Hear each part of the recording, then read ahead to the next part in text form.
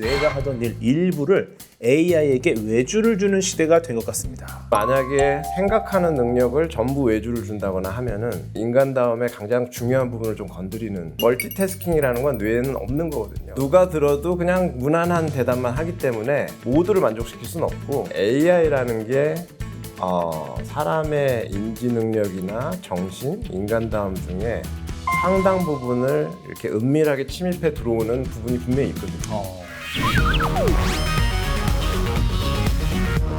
당신이 궁금한 AI 모든 것을 알려드립니다. AI 지식 특강 AI 토피아. 우리는 지금 기억도 고민도 판단도 AI가 대신해주는 시대에 살고 있습니다. 더 똑똑해진 AI가 척척 해내는 이 시대. 과연 우리의 뇌는 어떤 변화를 겪고 있을까요? 이 흥미로운 주제를 심도 있게 풀어주실 AI 토피아 오늘의 지식 텔러 서울대학교 뇌인지과학과 이인하 교수님을 모셨습니다. 예, 저는 서울대학교 자연과학대학 뇌인지과학과에서 뇌인지과학을 가르치고 연구하고 있는 교수 이인하라고 합니다. 반갑습니다.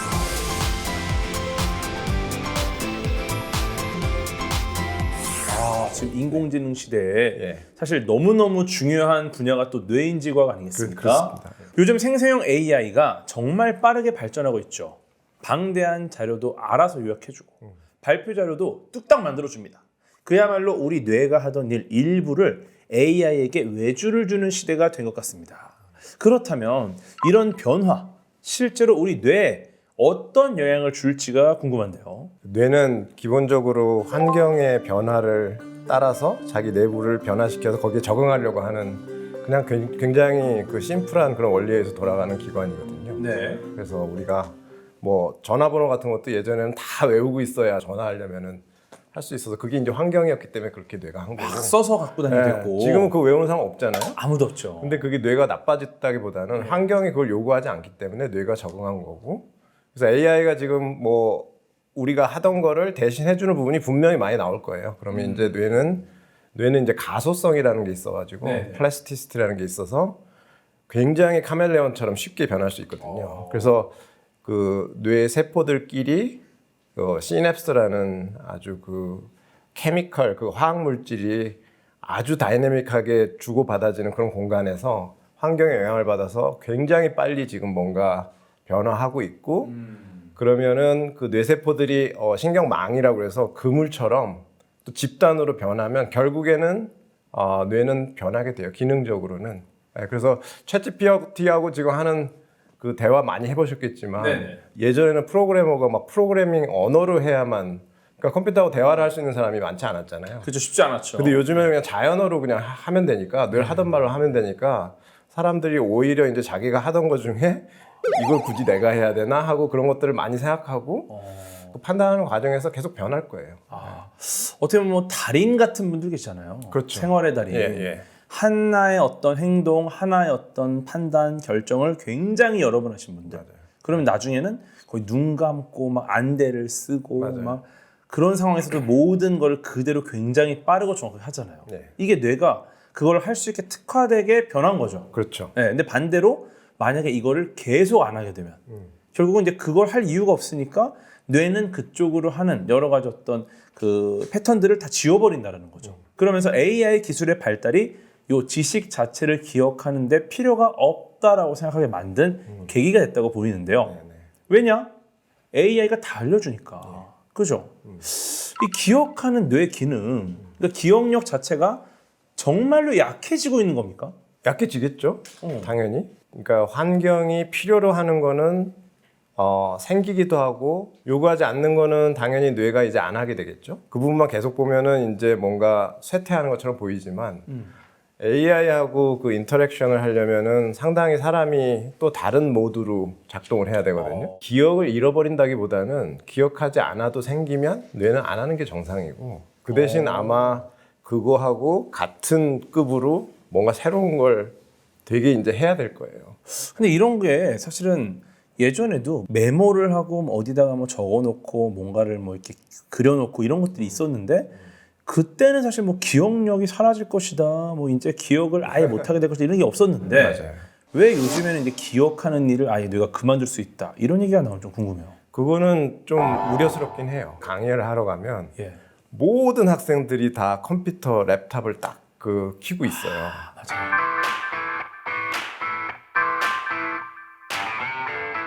대개는 이제 교수님이 말한 것 중에 이해가 잘 안 가는 거를 거기서 막 찾아본다든지 챗GPT한테 계속 물어보는 거예요. 예. 저분이 저렇게 말하는데 저게 진짜니?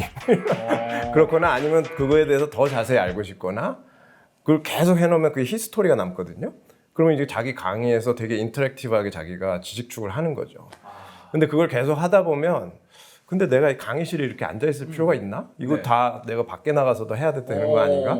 뭐 그런 생각을 하게 되고 지식이란 게 교수님한테 들을 필요가 없다. 챗GPT가 읽은 그 책의 분량을 사람은 태어나서 죽을 때까지 책만 읽어도 24시간 못 읽는다고 절대 그러잖아요. 불가능하죠. 네, 그러니까 그게 지식이라고 생각하고 그게 권위라고 생각하는 사람이 이제 나오면 사실은 조금 위험해질 수도 있죠.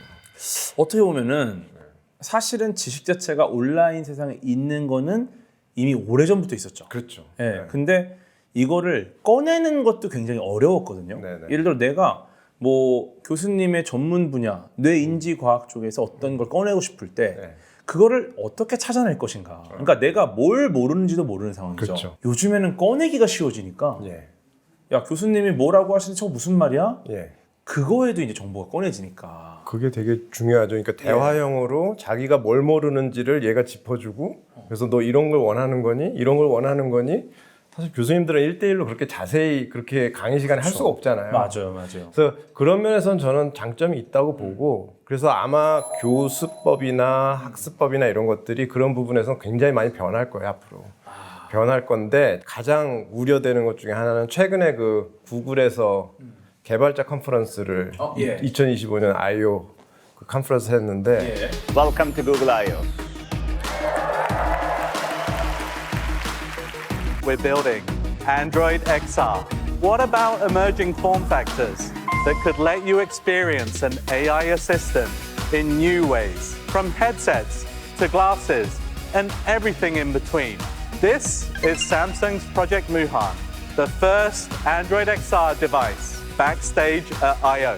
사람의 뇌는 이제 주의 기전이라는 게 필요해서 자기가 포커스를 둔 것만 기억하는데 이거는 카메라로 모든 걸 다 찍고 그렇죠. 저장하기 때문에 자기가 기억할 수 없는 한계를 벗어난 걸 다 기억해 주는 거거든요. 그렇죠. 그렇게 살다 보면 굳이 내가 기억하지 않아도 그게 이제 예를 들어서 치매 조기 증상이 있는 분이나 이런 분들한테 큰 도움이 되겠지만 정상인들도 굳이 기억 안 해도 돼. 나중에 물어보면 돼. 이러면 이제 나중에 AI가 그건 모르겠는데요. 이러면 이제 뭐 잃어버리는 거니까 점점 편리하다는 게 사실은 굉장히 위험한 거거든요. 분실물 같은 경우는 굉장히 유용하다고 보는 게 내가 이걸 의도적으로 놔둔 건지 잃어버린 건지 이건 알 수 없잖아요. 그렇죠. 그러니까 놔두고 만약에 내가 이거 잊어버렸다. 어디 간 거야? 잃어버렸어. 이랬을 때 이제 AI가 마지막으로 본 장소와 그때 형태를 사진으로 혹은 영상으로 기록을 해놨다면은 이건 유용하지 않겠습니까? 유용하죠. 근데 그걸 하기 전에 예를 들어서 자기가 스스로 기억을 더듬어서 3번 생각해보고 그래도 못 찾으면 AI를 쓸 수 있게 해주면 인간의 머리가 안 나빠질 텐데 아마 즉각적으로 물어볼걸요? 더 이상은 자기 기억을 더듬으려고 하지 않을 거예요. 그렇죠. 이렇게 되면 정말 기억을 계속 외주하게 되는데 이거에 대한 좀 대응책이 있습니까? 챗GPT 그런 거 쓰시는 게 이제 그 쓰다가 문제가 심각해지면 다시 그 버전을 중단하고 학습을 시키고 그래서 약간 계단형으로 이렇게 학습을 했다가 안 했다 했다가 안 했다 하는 스타일인데 그럼 기계는 그렇게 할 수 있는데 사람의 뇌는 그렇게 하면은 했다가 안 했다가 하는 순간 이게 다시 했다가로 잘 안 되기 때문에 그렇죠. 그래서 이거는 생물학적인 뇌의 특성을 안다면 기술적으로 그렇게 완벽하게 인간의 그 기억을 다 커버해 주는 거는 저는 개인적으로 못하게 해야 된다고 봐요. 뭐 이 기억력의 외주화도 좀 문제긴 하지만 요즘에는 어떤 식으로 하냐면 수업 들을 때 일단 교수님 음성을 텍스트화로 바로 합니다. AI가.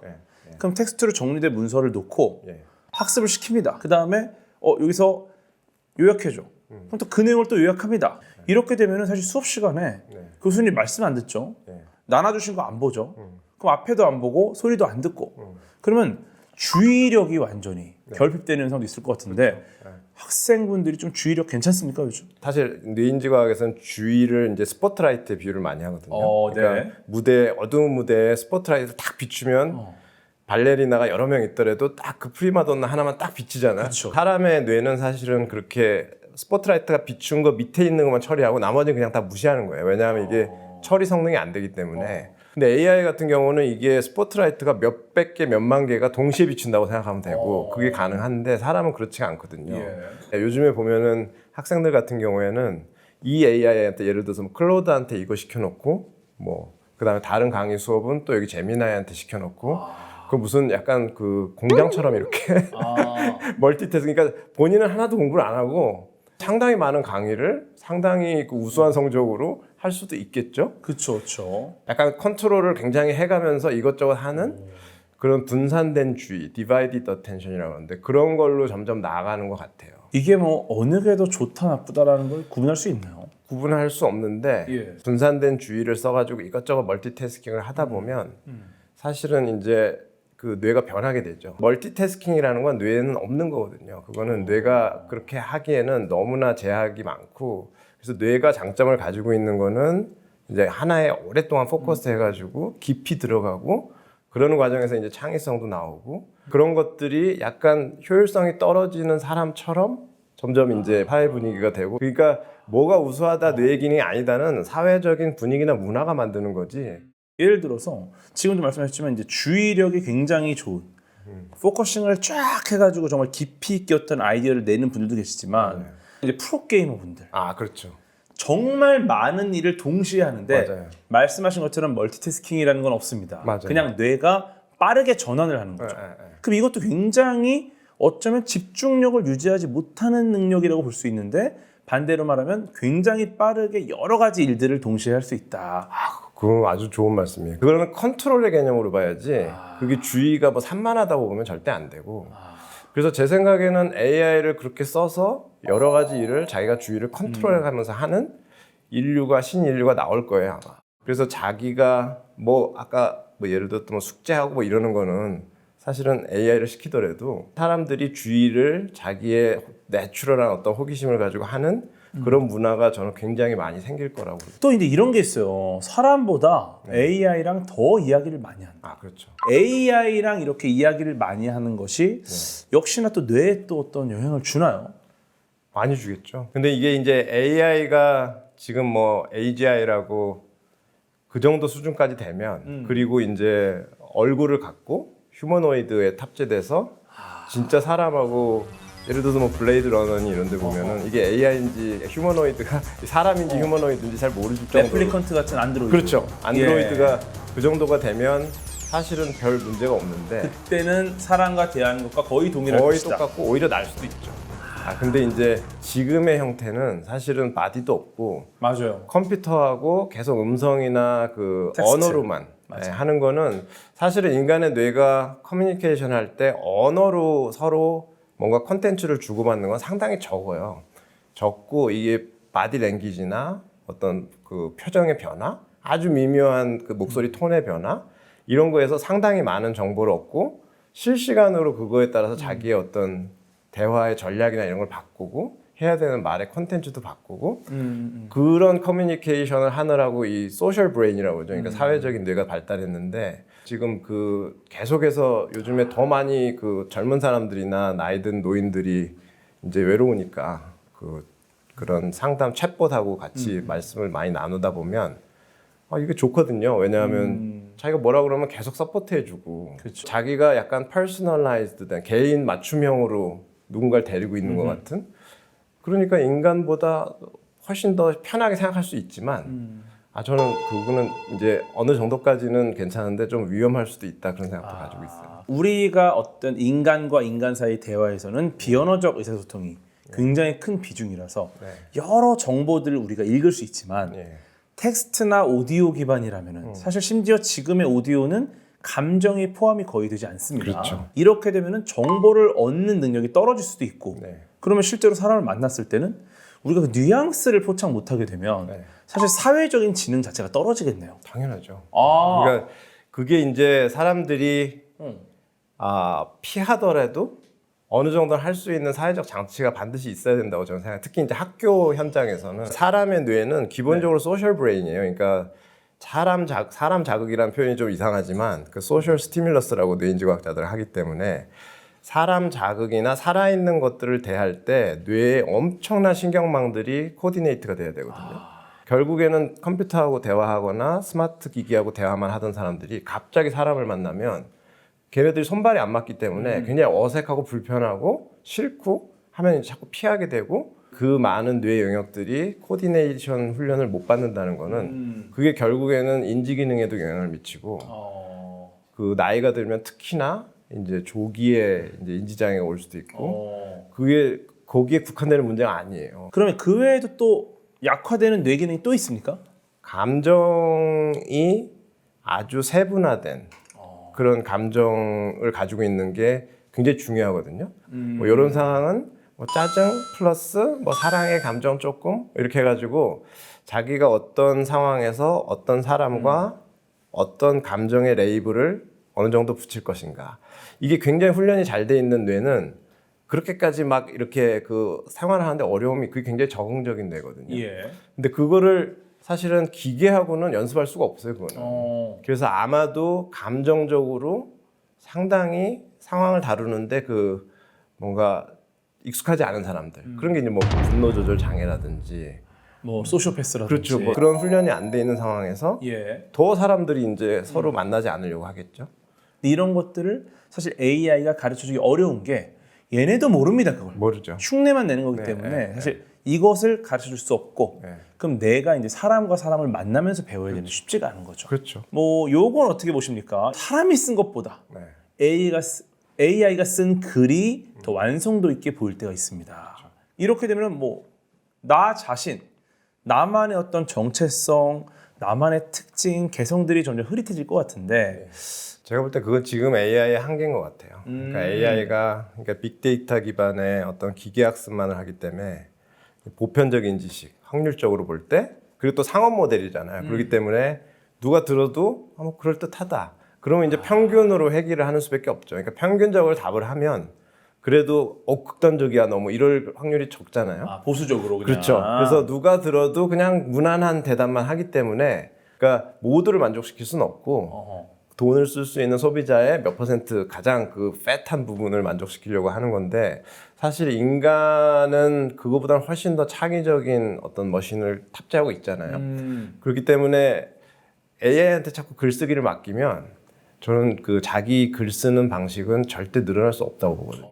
뇌과학 쪽에서 실험한 것도 최근에 나온 것 중은 그 MIT 미디어 랩에서 이제 글쓰기 에세이를 쓰라고 하고 세 그룹으로 나눠가지고 그냥 자기 혼자 생각해서 쓴 사람. 그 다음에 그냥 구글 같은 그 서치 엔진만 쓸 수 있게 AI는 아니고. 그 다음에 AI를 완전히 LLM AI를 생성형을 써가지고 그렇게 한 사람하고 했더니 뇌의 그 네트워크가 아까 굉장히 많은 영역이 싱크로나이즈 돼가지고 진짜 팀워크가 잘 맞는 그 축구팀처럼 움직이는 거는 이게 뇌 아무 도움도 안 받고 스스로 글쓰기 한 사람들이 제일 많고 가장 그 신경망이 덜 활성되는 게 이 AI한테 완전히 외주를 준. 근데 재밌는 거는 그 외주를 준 그 챗봇하고 같이 한테 시킨 사람을 다시 그 자기 혼자 써보라 그러면 잘 못한다는 거예요. 기억을 못할 것 같아요. 못하고 가장 차이가 많이 나는 게 자기 글이 아니라고 생각한대 전부 다. 그러니까 주인 의식이 없고 자기 창작물, 자기 나름대로의 창작물이잖아요. 근데 주인 의식이 없고 그거는 제가 볼 때 인간다움이라는 걸 규정하는데 되게 중요한 요소가 자기가 굉장히 오랫동안 이거를 생각해가지고 내가 이 독창적인 걸 뭔가 만들었다는 뿌듯함인데 그게 없어지는 건 좀 심각하죠 사실은. AI 기술이 발달할수록 반대로 우리 뇌에 어떤 기능이 굉장히 중요해져서 필요해져야 하는 기능, 아주 중요한 핵심 기능도 있을 것 같은데 이 관리만 잘하면은 뭐 정말 많은 일을 할 수 있잖아요. 이거에 대해서는 어떻게 보세요? 저도 그렇게 동의해요. 산업화 시대에 인간이 기계처럼 일해야 되는 세상을 만들었었거든요. 네. 그러니까 공장 노동자들 보면은 그게 사람이 할 일이 아니거든 사실. 분업해서 이제 그렇죠. 조이기만 하고. 계속 뭐 하고 그거는 오히려 기계가 하고 그런 시대는 이제 갈 거예요 아마 AI 때문에. 그러면은 기계가 아니면 뭐가 사람이냐를 의외로 사람들이 몰라요. 그래서 지금의 AI가 인간에게 가장 큰 공헌을 한 거는 그럼 너네는 뭔데? 이렇게 물어본 거예요. 그러니까 그러면 사람들은 답이 없는 거예요. 그러니까 기계하고만 계속 그렇게 비교를 하는데 그럼 우리가 뭐 하던 사람이지 이걸 잊어버린 거예요. 좀 본질적인 질문으로 돌아갔네요. 제 생각에는 그 AI라는 게 사람의 인지 능력이나 정신, 인간다움 중에 상당 부분을 이렇게 은밀하게 침입해 들어오는 부분이 분명히 있거든요. 만약에 생각하는 능력을 전부 외주를 준다거나 하면은 그거는 제 생각에는 인간다움의 가장 중요한 부분을 좀 건드리는 그런 거거든요. 지금 저희 같이 이런 세대는 AI 없이 모든 그 저희의 그 뇌를 발달시킨 세대는 전문가라고 볼 수 있고 그 사람들은 AI를 부려서 뭘 해도 돼요. 근데 그 자라나는 청소년이나 어린아이들은 그걸 뇌가 그걸 배우고 발달할 기회가 전혀 없는 상태에서 AI를 써서 뭘 한다는 거는 그러니까 뭔가 복잡한 사고를 전혀 해본 적이 없기 때문에 사람이 뭘 해야 되고 이건 AI한테 시켜도 되지만 이걸 안 하면 인간이 그 굉장히 복잡한 사유나 사고를 할 수 없기 때문에 훈련의 영역이고 훈련을 위해서 해야 된다. 이런 것들을 제가 볼 때는 추리는 작업이 앞으로 가독이 굉장히 많이 있을 거라. AI가 사람이 너는 그래 그렇게 하는 게 인간다운 거야. 이렇게 더 그쪽으로 푸시함으로써 오히려 제2의 르네상스가 올 수도 있죠.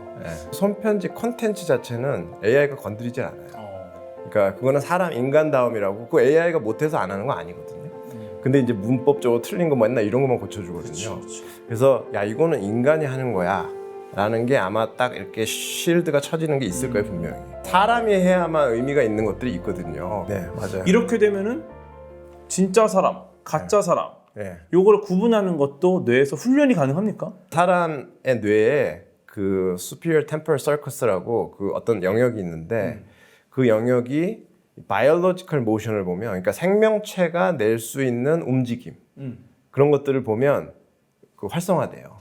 그러니까 생명체가 낼 저 움직임을 보거나 표정을 보거나 그러면 아 이건 생명체다.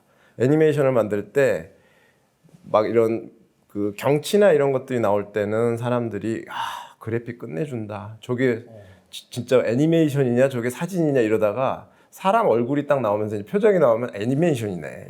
그러니까 그걸 만들기 너무 어렵다 그래요. 그래서 그렇죠.